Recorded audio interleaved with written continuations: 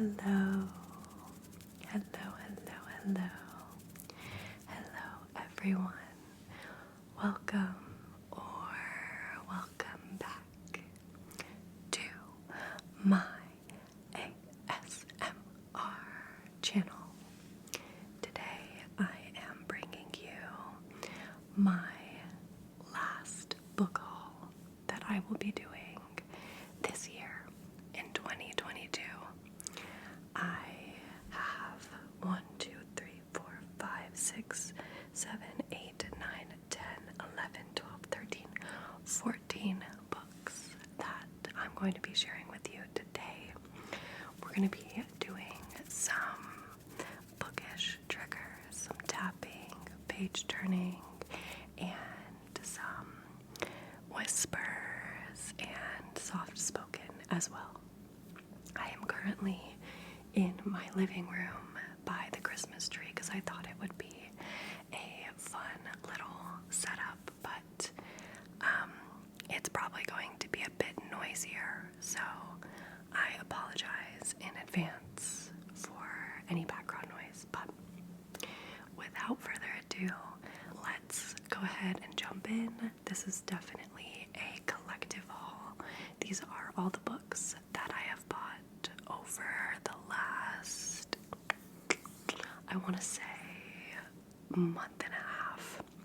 So we have some from Barnes & Noble, some from Amazon, some from thrifting, and Panko Books. So all over the place. But yes, let's go ahead and get started. The first book that I'm going to show you, I did actually read. Actually, there's quite a few in this haul that I already managed to read, so that's really nice. This is One True Loves by Taylor Jenkins Reid. Taylor Jenkins Reid is also the author of very popular books such as The Seven Husbands of Evelyn Hugo and Daisy Jones and the Six. And I had previously read Evelyn Hugo, and it wasn't my favorite book. Like, I didn't really enjoy it, but I decided that I wanted to give this author another chance. And the premise of this book really intrigued me, so I picked it up and I read it, and I loved it. I actually gave it 5 stars, and you will probably see it in my favorite books of the year video. But this book follows a woman named Emma, and in high school she falls in love with a man named Jesse, and they get married. They are high school sweethearts. And one day Jesse is on a helicopter ride when the helicopter crashes and he goes missing, and after a while they never find his body, but they presume him dead. So Emma deals with the grief of that, and then eventually reconnects with one of her friends from back in high school and falls for him, and they get engaged. But then Emma gets a call basically saying that Jesse is alive and that he's coming home. And so this book follows the experience that she goes through, kind of having these 2 men that she is in love with and deciding who she should be with, her current fiance or her husband that she has not seen in, I think, 3 years, I want to say. So yeah, it is heartbreaking. I think it has some of the most gorgeous quotes about love and grief, and I was hooked, and I loved every second of this book, so I really enjoyed it. If that sounds like something that you would be interested in, I would highly, highly recommend. But that's the first book that I picked up. The next book that I got, I have not read. This is, you can probably tell why I got this book because I feel like it really fits the season. It is called A Winter's Promise by Christelle Tabos, and it's pretty chunky actually. It's got, let's see, this book has right around 500 pages, like 490 pages. But this is a YA fantasy, and I don't know too much about it. It follows a girl named Ophelia, and she possesses like some powers in this fantasy world, and I think she gets like married off to an evil king named Thorn, and stuff happens. I don't know. For books that I haven't read, I don't really like to read the backs or know too much about it going in because I feel like it kind of ruins the experience for me sometimes. So I'm sorry if I don't do the best job at describing these books, but I do know that this is on Kindle Unlimited, so if you are a Kindle Unlimited subscriber like myself, you can read it for free. But I picked up the physical copy because it's beautiful, and I really wanted to get some books that fit the seasonal vibe. So this is definitely on my winter TBR, but I probably won't get to it until like January or February because I have a lot of exciting reading plans for December already. So that is A Winter's Promise.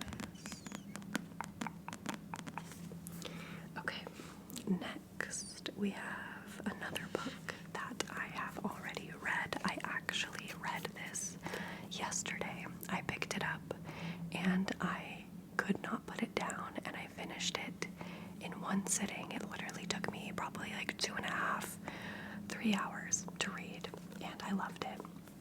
And it is Play It As It Lays by Joan Didion. I have heard so many amazing things about Joan Didion and her books, and so I picked up this and another Joan Didion, which I will show you after. And I loved it, and I'm definitely excited to read more from her. This is actually considered a classic. It was published in the 60s or 70s. I'm not actually entirely sure, but this is a fiction novel about a actress in Los Angeles named Mariah, and she is dealing with a lot of troubling things in her life. She has an abusive husband who is like a director, and so he has this power over her. Their daughter Kate is in a hospital or mental institution, and she's just very, very, very depressed and not going through the greatest time, and this book kind of just follows her. And I just think it exemplifies female rage in some of the most mundane moments in life, and it kind of just follows Mariah and showcases how pretty much all the men in her life have kind of controlled her in some way, shape, or form. And it is sad. This book is very, very depressing. It is basically nihilism incarnate. So I would make sure to check out the trigger warnings if you're interested in this book. But I loved it. I think it is a great piece of feminist literature, and I think it's very unfortunate but also intriguing to see how much this book actually holds up and still applies today. So yeah, I loved it. I gave it 4.5 stars. And it's another one of my most impactful reads of this year. But yeah, I also love the cover. I just think this is one of the most gorgeous covers. I got this edition specifically on Pango Books. I bought it used, and it's in really good condition. But yeah, okay. I suppose I should show you the other Joan Didion book that I picked up, which I am also very excited to read, but terrified at the same time. This is one of Joan Didion's non-fiction books called The Year of Magical Thinking. And if you have not heard about this book follows Joan as she discusses a year of her life when her daughter was very, very ill and in and out of hospitals. And I believe it was also the year that her husband passed away. And this book just focuses a lot on grief and all of the things that Joan learned that year about love and death. And yeah, it sounds absolutely heartbreaking and tragic. But earlier this year, I read Know My Name by Chanel Miller, which is a memoir as well. And I realized that I love memoirs, specifically memoirs that are written by writers. So I picked up a few of them, and this was one. And I just heard amazing things. I think it's cool. On the cover, you can see the J, O, H, and N are blue because this book focuses on her husband's death, and her husband is named John. So, yeah, I am excited to read this, but I don't know when I'm going to pick it up just because I know it's going to be very heavy. But yeah. And there's a photo of the three of them on the back. So this also won the National Book Award. But yes, I suppose while we are on the topic of memoirs, I will show you the other one that I picked up. This one is Crying in H-Mart by Michelle Zauner. And I got this on Amazon, and I bought the large print. I wasn't aware I was buying the large print, but the words are very, very big on this. So I don't love that, but that's fine. But basically, this is a memoir that was published last year in 2021, and I feel like I just hear everyone rave about it. And this is another memoir that kind of revolves around grief and loss, because this is a book about Michelle's mother and the way that she dealt with grief when her mother passed away. And yeah,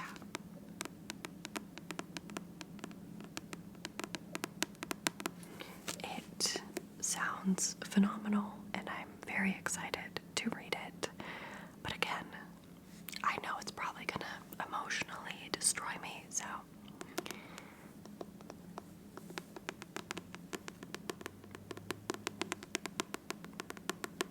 that is the other memoir that I picked up. And then I do have one more nonfiction book, kind of in the same vein.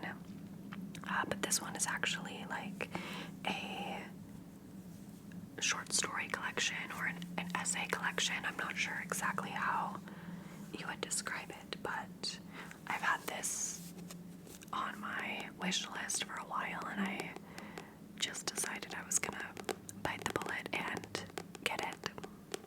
It is called What My Mother and I Don't Talk About, and it's written by 15 different writers, and they each have their own little story about their mother and their relationship with their mother. And I feel like my relationship with my mother is somewhat complicated, and I'm definitely interested in reading more books about motherhood and that sort of dynamic. I feel like this, again, will be very emotional, but yeah. Some of the authors that are in this book include Leslie Jameson, Brandon Taylor, Sarah Bottom, Carmen Maria Machado. I also really want to read her memoir, In the Dream House. I have that one on my Kindle. Juliana Baggett, Melissa Fabos, who wrote Girlhood, which I also have that I need to read. So there were a lot of authors that I recognized, and I feel like I'm really going to enjoy this book. So yeah, I'm excited to read it. Okay, moving in a different direction, I guess I will show you probably like one of my favorite book purchases of the entire year. I am so excited about this. I got this during Black Friday-ish because it was on a really good deal. It is the first and only box set that I have purchased, I think, ever, potentially. Yeah, I don't know, I just don't typically gravitate to box sets, but I have been wanting this one ever since I saw it, and I bit the bullet because it was on sale for $30, which I feel like is a great deal. And it is, this is the Divergent series by Veronica Roth, and this is the 10th anniversary editions. And it comes in this nice little box. So we have Divergent, Allegiant, Insurgent. I said that out of order. Divergent, Insurgent, Allegiant, and Four, which is from the male love interest perspective. I have read this entire series. I read it when I was in middle school, when it like had just come out, and it was like at the peak of its popularity. And I still have my original Divergent copy on my shelf. But these editions are so beautiful. I am obsessed with them. I just think they look so gorgeous on the shelf. But then each of their covers are just stunning. Like, I don't think I've seen an anniversary edition done as well as this in a very, very, very long time. So I'm going to show you each book because they all deserve their own moment. I do want to reread this series sometime soon. I did reread the Hunger Games series and enjoyed it, but I remember like back when these books and the Hunger Games were very popular, I remember liking Divergent more than The Hunger Games. So I'm interested to see if that will still hold up as an adult. But yeah, so I'm super excited to have the entire collection. This is the first book, and every book features a gorgeous artwork of a scene in the book. So this is the scene where Triss has to jump off a moving train like right after she pledges to Dauntless, and you can see 4, and it's just stunning. You can see the Ferris wheel in the back. If you know, you know. Yeah, it's just beautiful. And then we have Insurgent, which is the second book. And again, the gorgeous artwork. You can see all of the people on the train. If I remember correctly, this might be when they were all like hypnotized or whatever. I don't actually remember. The details of Insurgent and Allegiant are fuzzy for me. I remember the entirety of the first book like the back of my hand, but I am excited to reread the second and third book because I feel like I get a lot of stuff mixed up. But I love the birds. It's just, these are so beautiful. I cannot. And then lastly, of course, for the trilogy, we have Allegiant, and this shows like the world outside of the wall and when they like venture into it in this book. And again, it's just gorgeous, gorgeous, gorgeous, gorgeous. And lastly, in this set, we have 4. I actually never read this back when it came out, so that's exciting.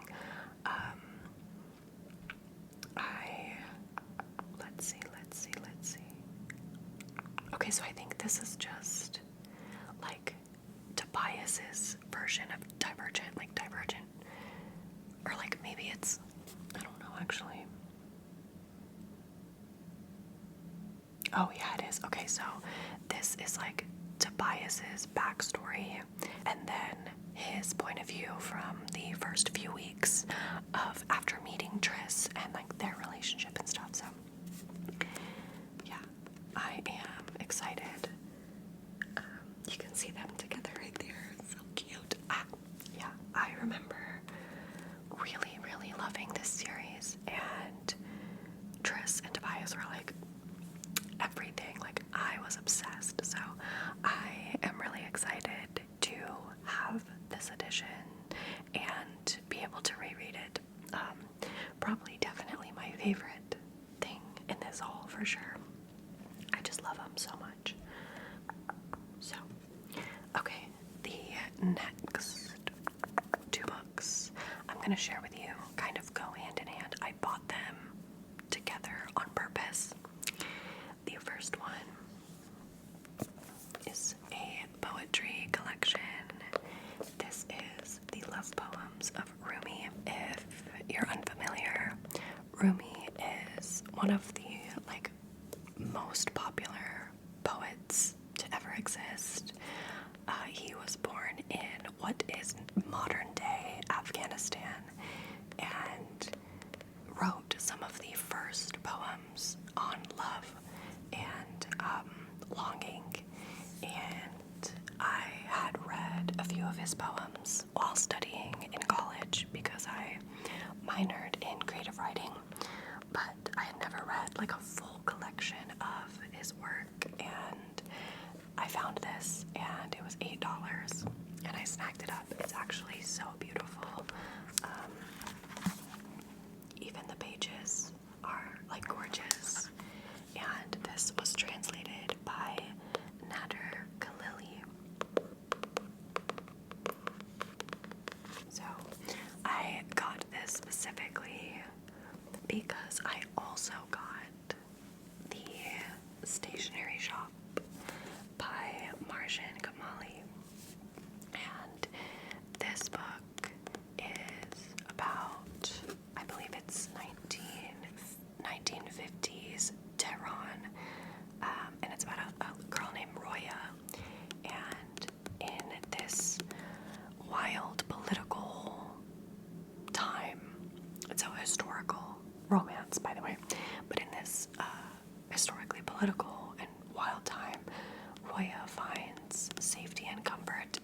this stationery shop. And the owner of the stationery shop is like a little matchmaker. And he kind of sets up Roya and a young customer, Baman. And Baman is like a political activist, and he loves Rumi's poetry. So there's a lot of references to Rumi within this story. And so I thought it would be really beneficial to read these hand in hand. Yeah, I'm really excited to read this book. Not only is it absolutely gorgeous with the gold foiling and everything, the deckled edges. You guys should comment below and let me know how you feel about deckled edges on books, because I personally love them, but I know it really just depends. But not only is it a gorgeous book, but I've just heard amazing reviews, and I love a tragically sad love story, and I love poetry, and I love politics, so I am predicting that this will be a 5-star read for me. So, yeah. Okay, we only have 2 more books to talk about today, and they are both in a series. Now, normally, as I mentioned earlier, I don't like to buy like the entire series at once. I usually just buy like the first book, and then if I enjoy it, I'll get the second, and so on. But I actually bought both of the books in this series that are currently out. I don't think that the series is finished yet, but the second book just came out, and I went ahead and got both of them, and I will explain why. So the series is the Legendborn series by Tracy Dion, and I have the first one, Legendborn, in paperback, and the second one, bloodmarked, in hardcover. I would have gotten them both in hardcover so that they would match, but they were out of hardcovers for the first book. But yeah, so the second book, bloodmarked, just came out this year. Actually, maybe within like the past month. I'm not exactly sure, but very recently. And when I walked into my local Barnes & Noble, they had a signed copy.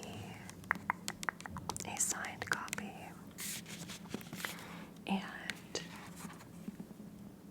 I'm a sucker, basically. I've heard about this series so much, so much over the past year, and it's always been something that I knew I wanted to read eventually, and I feel like I'm gonna love it. Like, I have heard nothing but good things about this series, and it sounds right up my alley. It is a YA urban fantasy, and so when I saw that they had a signed edition, I was like, well, you know, I think that's a sign. Now's the time. I'm gonna buy both of the books that are out and read them. And then I guess worst case scenario, if I end up really disliking the first book, I can always just like sell the signed copy, you know, and get my money back at least. But yeah, so again, I don't know too much about the details of this story, but it follows 16-year-old Brie Matthews, and I think she goes to this school, this high school, and kind of like the typical trope of girl goes to school and finds out that there's magic abilities and powers, and the students are not necessarily who they say they are, and then she discovers that she has magical powers, and you know, that kind of trope that you find a lot in YA, dystopian, and fantasy. But I've heard that this is just super inclusive. It's all about black girl magic, and yeah, I've heard nothing but great things, as I said. So